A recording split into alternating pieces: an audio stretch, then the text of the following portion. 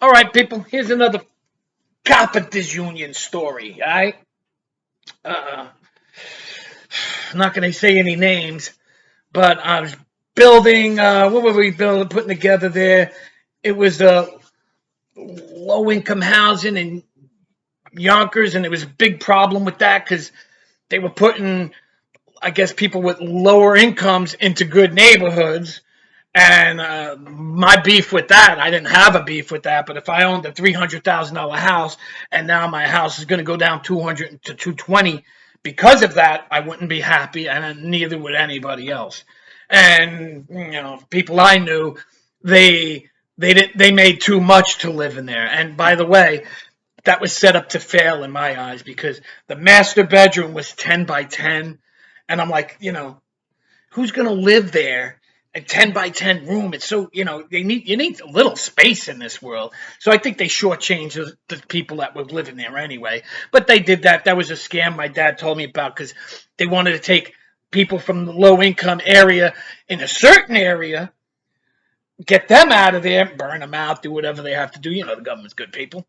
And then they were going to put up these houses, buildings and stuff, and then you take a ferry to New York City from there and all that. So my dad was telling me it was a big scam. That's what it was all over. Getting real estate cheap. Probably like they're going to do in Flint, Michigan with the water. They still, when Obama was president, they were like, yeah, we're going to get drinking water. No, you're not. No, you're not. So they didn't get good drinking water. They still didn't. But when the time comes and they're out and now they could buy the property for pennies on the dollar or the $100, they're going to do that. And then they'll fix the water. But in the meantime, same thing that's going in Ohio right now.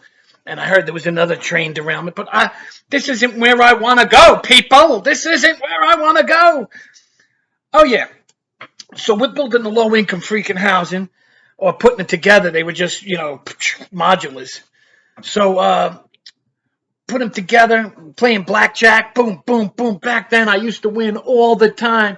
I was a third-year apprentice, okay, and I was the coffee boy, and they didn't want me to be a coffee boy because first year, second year apprentice made $12 an hour back then, and I was making 18 or 19 an hour, 1990-ish, right, but I didn't complain, and I had a motto. I said, look, if this is 75 cents and that's 75 cents, that's not $1.50. That's $2 plus delivery charge. So a little, but that's what I told the foreman. He was okay with that. I said because the last guy was crying. He lost. It cost me $20 for coffee. So yeah, I said I'll do it anytime you want me to do it. Boom. So I started doing that, and I did it for breakfast, lunch, whatever, and I made, I think, $250 a week doing that, And I'm playing blackjack. I mean, I was playing blackjack and winning money every day. Every day, like. So anyway, the foreman's gone, and the shop steward, who I thought was okay at the time, I used to cash 2 or 3 people's checks, which I realized as I got older, that was stupid. If the company ever had a problem, I could get screwed over. And believe me, one of those persons would have definitely screwed me over. The same guy that did screw me over. The shop stupid was his name. So he's like, bro, let's go to cash the checks right now. I says, lunch is over in 3 minutes. I'm winning on blackjack. He goes, come on, bro. I'm like, all right, fine. I'm getting paid for it. He's not paying me. He's the shop stupid, So I'm like, all right, well, I'm out of here, guys. Whoa, thank you for the money. And I go in my Toyota Celica. We're cranking some iced tea. I don't know. That's not really one of his songs, but that's what we were doing. And I cashed the check. And then he goes, yo, bro, I got to go look at a job right now. Can we go look? I'm like, where? Sure. Where is it? I'm thinking I'm getting paid. He goes, the Bronx. I go, nah. I get into trouble in the Bronx. I don't want. Come on, dude. It's right around the corner from here. Blah, blah. I'm like, all right, whatever. I'm thinking, it's going to be another half an hour easily that I'm getting paid. $18 an hour to drive around this fucking idiot. So he goes into a building. He comes out of the building. This is great story. This is why you got to teach your kids about the cops and shit. And this was again, my car was brand new. I bought it February 17th, 1990. So it's 4 months later. 1,000 miles. Well, anyway, I'll tell you about that. I'll tell you about it. Just stop rushing. Okay? So we literally, the highway is at the corner from where we're at. We're probably 500 feet from the parkway, Bronx River Parkway. So I'm driving, listening to Ice-T. He's getting down and shit, you know. And I was a total Slayer dude, you know what I'm saying? But I got my whole crew into Ice-T back then. So anyway, now about to get on the highway, a car comes right in front of me, cuts me off. I take off my seatbelt immediately, and then I see sirens. Whoop, whoop, whoop. I'm like, oh shit. I put down the window like this. I'm like, what? And I said to this prick, I said, yo, you don't have any drugs on you? He goes, no. I'm like, okay, cool. I feel a little comfort in him saying that. My hands are out the window like this, and 3-4 seconds later, boom, a fucking gun by an undercover dick hits me right in the fucking head.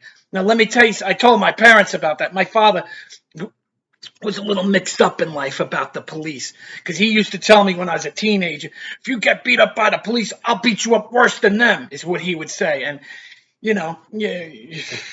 But I explained to him so many, and he knew Yonkers was a really corrupt city, even though we're in the Bronx right now. And he used to say that. And I'm like, they're corrupt. You think the police are good? You know? And I'm not saying they're not, but they're not. Okay? So anyway, boom, gun hits me in the fucking head. And if you know anything about gun, his safety probably wasn't on. So his finger was on the trigger, because you're not going to do it any other way.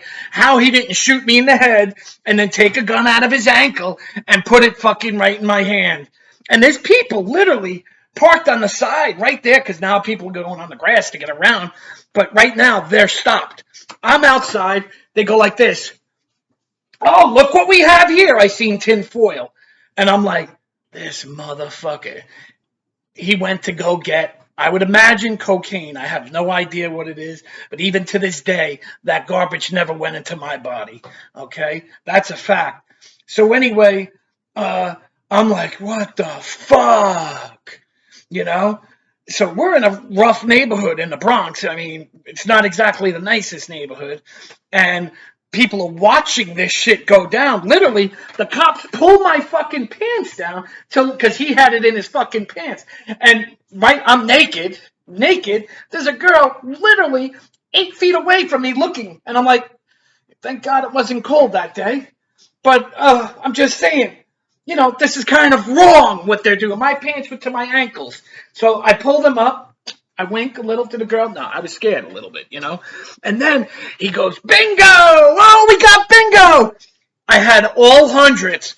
My pay, which half went in the bank or 3/4 went in the bank, and the rest was on my person. I kept $200 for the week for myself, and the rest went in the bank for bills and saving money and investment in the stock market. I was good back then. So anyway, bingo! And this exact words, he goes, maybe we could forget about. I go, no. That's my money. That has nothing to do with this asshole. That's my money. And the other cop said, shut the fuck up to him. Like, no, shut, you know. And I'm like, kind of glad, you know. So I said, look, let me just show you something, bro. I cashed this guy's check, there's their money in 2 envelopes. Here's my money. That goes in. I don't mess with bullshit drugs, you know. And seriously, don't in life unless you want to be a loser. So anyway, so these motherfuckers take my car. They make me take everything out of my brand new car. It was less than 6 months old. This car was hexed. It really was. Or I was. Probably both. Because my family used to say, no, it's probably the car. It was a brand new car, man. Okay? So I have, right now, they seen all the money. Everybody around me sees all the money. What a coincidence, what I got right here. Actually, I have to see it because I'm lazy. It should be in the garage. And I have all my tools around me, $2,000 on me in 1990, and I'm holding this in my fucking hand. It's a square, you know? I know it's an angle. No, okay, it's a square. But so I'm hanging here. I'm like, I had a car phone in that car, but cell phones didn't even exist yet, and I did have a car phone in that. It was like $1 a minute, $1.50 a minute back then. But anyway, it was just cool to have. It came with the car. I wasn't no fancy motherfucker. But, oh, God. So anyway, I'm holding this like this. And then finally, after about 8 minutes, nobody looked like they were fucking with me. And without a gun, nobody's going to, as far as I'm concerned. Even if I had $50 on me, I'm not. I had a motto. It was probably stupid, but I never gave up my money. It cost me my nose, my teeth, a lot of shit in life. Woo! So anyway, what happened? I get in the cab and I get out of there. When I got the car back, the DA believed me. I went there with my father. The DA, I said, "You could fucking drug test me. I don't give a shit. None of that shit." Blah blah blah. They just the politicians told them to go snatch 50 cars that day, so they took 50 cars. Mine came back with 2 dents and about 800 to 1,000 miles on it.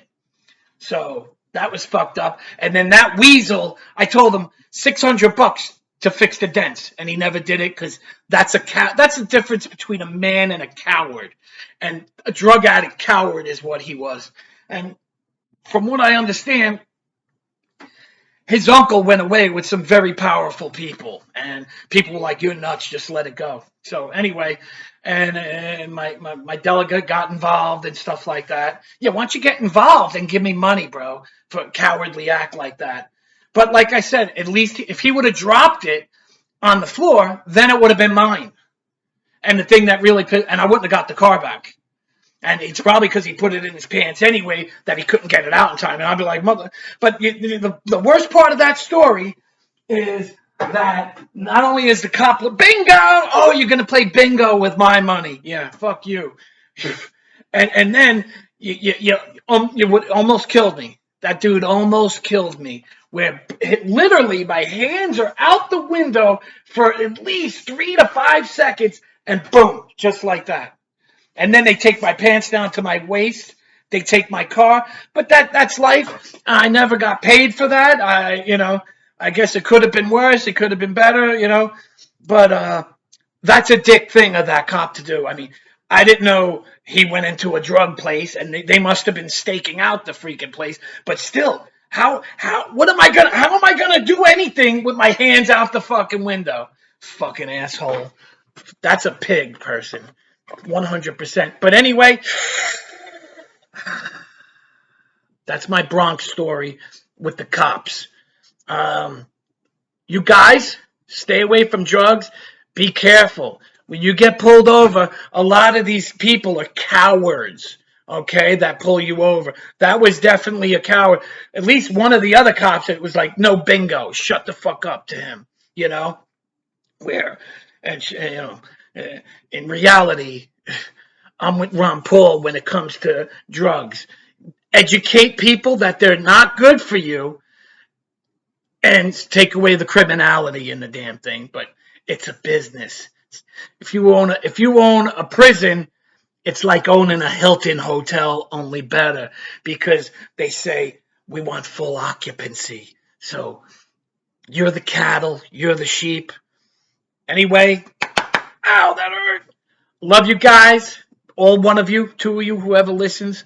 But take care, grow your hair, subscribe, like that button, boom, boom, boom. I'll talk to you later. Later.